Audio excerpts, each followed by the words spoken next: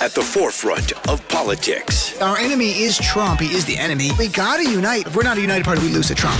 On the front lines of activism. There's certain fights, if we don't engage, they win. This is a fundamental question of who we are. And delivering your daily dose of comedy. Donald Trump, when he had his physical, they had his blood pressure, and mine is higher than his. Oh. And the irony is mine is higher because of him.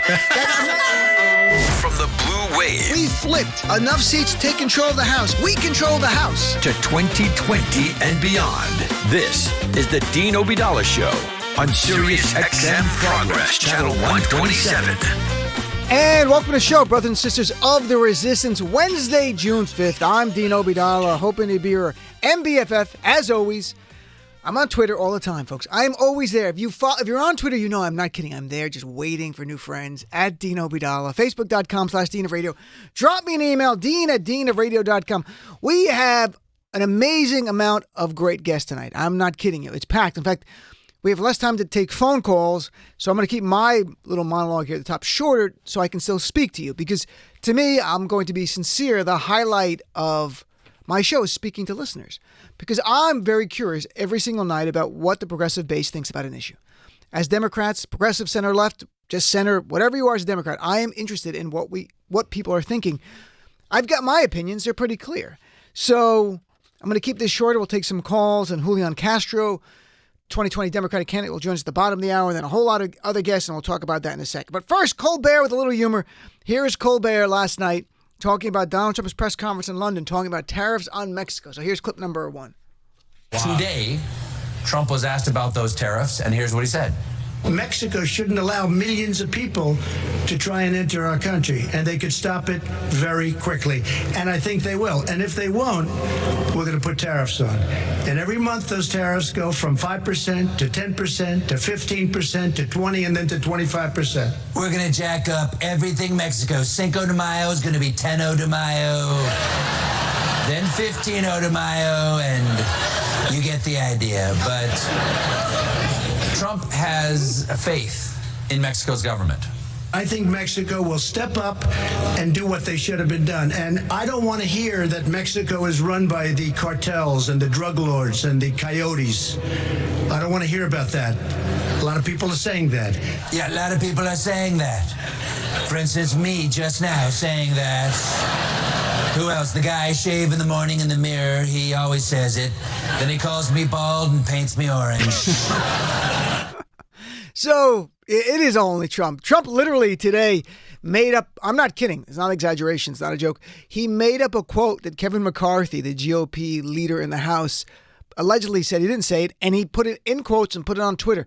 He's just fabricating stuff. You know, yesterday we went through the whole idea that he's following the authoritarian playbook.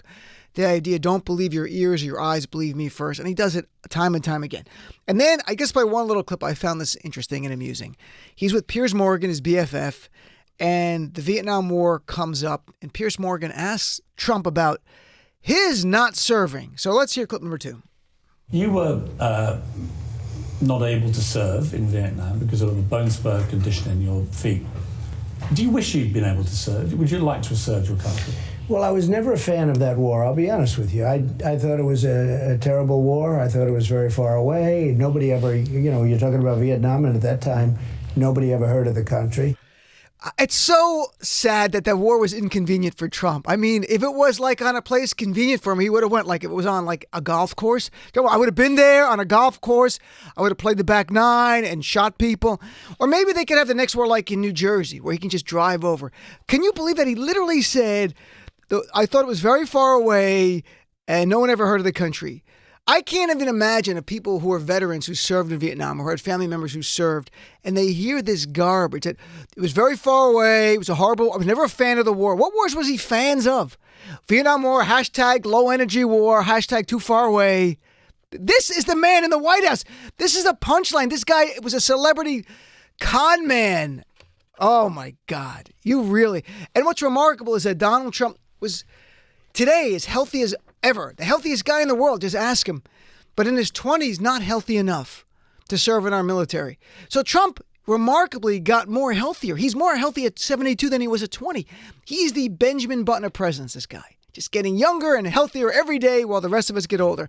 Unreal. So Look, I want to talk about an issue, and we're going to have some time. I'm making my monologue shorter, so I want to hear from you on this issue. It has to do with Joe Biden. And on my show, I am not taking a position on who I'm going to support, and I want all supporters of all candidates to come on. And I also think that we have an obligation to vet fellow Democrats, because with so many candidates out there, they might not vet them the way we should. We need to, because they're going to be against Trump. And it's not just Trump, it's the Republican machines that can spend millions and millions of dollars, hundreds of millions of dollars. So this issue is not something that'll come up in the general per se, but it's something that came up now. And it has to do with the Hyde Amendment, Hyde. We've talked about it a little bit. I've had people from Planned Parenthood on, and I'll explain exactly what that is for everyone in a second as a reminder for those who don't remember. But Joe Biden today came out saying through a statement he's not in favor of overturning the Hyde Amendment or rescinding the Hyde Amendment. And as a reminder, the Hyde Amendment passed Congress in 1976, 3 years after Roe versus Wade. And Congressman Henry Hyde, that's who it's named after, wanted to do something to make it harder for women to get abortion. So they passed this Hyde Amendment. It's a federal law that federal funding cannot be used to pay for abortions. At first, the rule was absolute. The federal funding, not for any abortions whatsoever.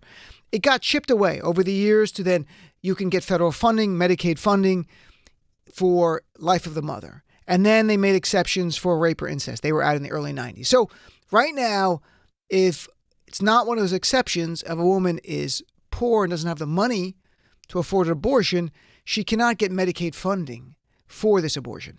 And largely this is going to impact lower income people. And as experts have said, and I'll read a few points from experts, women of color are disproportionately affected by this. And at the time when Henry Hyde introduced this legislation, he said, I would certainly like to prevent, if I could legally, anybody having an abortion, a rich woman, a middle-class woman, or a poor woman. Unfortunately, the only vehicle available at this time is a Medicaid bill. So what he was saying is, I'd love to ban anybody from getting an abortion, but I can only affect poor people right now because I have the ability to do this through Medicaid.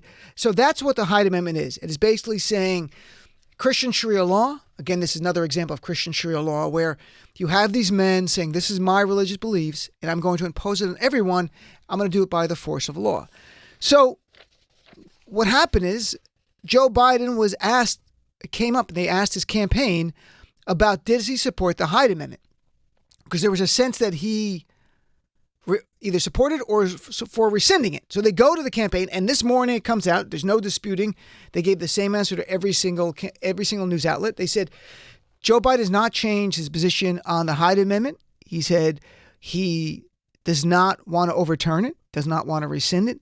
He said the Hyde Amendment does not prevent organizations in the U.S. that provide life-saving health care services for women from receiving the federal funding they need. And that's absolutely correct. As I mentioned, there are exceptions to the Hyde Amendment. The life of a mother or rape or incest, if she cannot afford an abortion and is eligible for Medicaid, she can get the funding. But that's the only ones that no one else can. What's really bizarre about this, and look, and I'll go through a little bit the other Democrats on this position. This is the bizarre part. On May 8th, less than a month ago, Joe Biden was asked point blank at an ACLU rally, and I want to play the clip. Do you support rescinding the Hyde Amendment? And here's what Joe Biden says. Clip number 3. I'm an ACLU Rights for All voter, and I have one quick question for you, and that is, will you commit to abolishing the Hyde Amendment, which hurts poor women and yes. Women of color? Yes, and by the way, ACLU member, I got a near perfect voting record my entire career. I heard you did, but I'm glad you just said you would commit to abolishing the Hyde Amendment. Right now, it has to be, it can't stay. There you go. That was less than a month ago. That was Joe Biden saying what I like very much. We're going to get rid of the Hyde Amendment. I've talked to the president of Planned Parenthood on this very show, and even the past president, saying the Hyde Amendment's got to go. This is ridiculous. The idea why you're punishing poor women, it's horribly unfair. And again, it's Christian Sharia law, so I'm despise it, as you know. So he knows. He was in Congress. He knows Henry Hyde, the congressman. He served with Henry Hyde. There's no doubt he knows exactly what this is. So what happened in the last month? I don't know. It's also bad to flip-flopping regardless of what you stand on Joe Biden. And just so it's clear, the other Democratic candidates, the other Democrats have come out all wanting to rescind the Hyde Amendment. Gillibrand, Warren, Castro, Booker, the list goes on. Bernie Sanders. Support the Hyde Amendment is to block people particularly women of color and women with low income, from accessing safe legal abortion, which is, you should not be on the other side of Planned Parenthood if you're a Democrat running in 2020. Destiny Lopez, the co-director of All Above Action Fund, whose mission is to get rid of the Hyde Amendment, was a little bit more constructive on this. She said that we want to meet with Joe Biden and discuss his position on abortion coverage. And we hope that the vice president will evolve on this issue like he did on, at one point, opposing legal abortion. So at some point he opposes legal abortion. Now he's favoring it. And so here's my question. How do we constructively have a discussion about this without being Biden's dead to me? Because that's not productive. If you don't like him, that's fine. You don't have to like anyone. It's not like he's our nominee. If he's a nominee or whoever the nominees might be, at that point, I think we're going to have more difficult conversations amongst ourselves of not liking it. So if you don't like Joe Biden, you're free not to like him. But how do we have a constructive conversation? I certainly like the comments of Destiny Lopez. Hey, meet with him and maybe he'll evolve. I don't get this comment a month ago. Yeah, I'm all for rescinding it. And a month later, I'm not for rescinding it. And his position hasn't. What happened? And that's almost a bigger issue, because him going to rescind the Hyde Amendment is going to help him with Democrats. It might hurt a teeny bit in the general, a little bit, but I don't think much, not much. And for our base, more importantly for me, if you're a 2020 Democrat, you should be supporting rescinding the Hyde Amendment. That is fundamentally important. I'm not saying you should drop out of the race.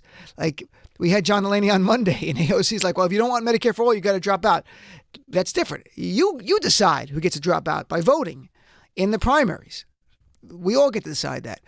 But what's your reaction to Joe Biden saying he's against the Hyde Amendment and then saying he's for the Hyde Amendment? Because that's a whole different story. This flip-flopping is problematic.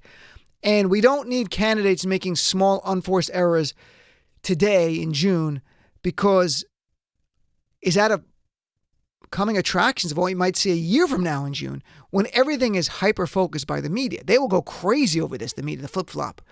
And Trump is horrible, I know that, but you know the media. And I was watching Chuck Todd today, who's like, Joe Biden made two major mistakes today, calling it major. One was some of his campaign literature, some staffer pasted and copied something, and that's major. That's not major. That's a media narrative trying to bring Joe Biden down on purpose, because the mainstream media wants them to run neck and neck. They want it not to be a race where someone's way ahead in Democratic primary. They want a horse race. Same thing they want in the general election. They want a horse race. So to me, I have no patience for that. So my question is, what's your reaction to Joe Biden saying, let's take him at the word of the statement right now, that he is not for rescinding the Hyde Amendment, meaning he's for a federal ban on abortion for women who are eligible for Medicaid. But he's saying, nope, you don't get to have any kind of abortion unless it's rape, incest, or the life of the mother. And then secondly, the flip-flop. What the hell is that about? I mean, seriously, what is that?